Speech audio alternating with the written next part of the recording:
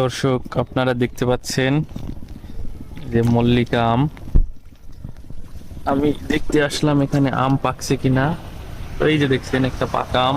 ওরে আল্লাহ, একটা দুইটা তিনটা পাকা আম। তো আমগুলো এখন আমি পারবো। এই, হাত না দিতেই হাতে চলে আসে।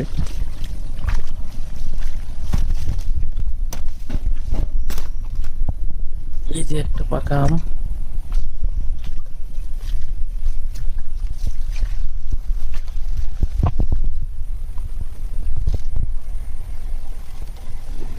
দেখতে পাচ্ছেন আরেকটি পাকা আম। দেখেন,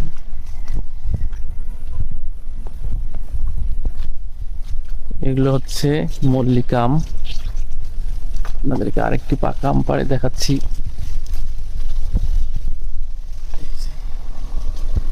পাকা আম।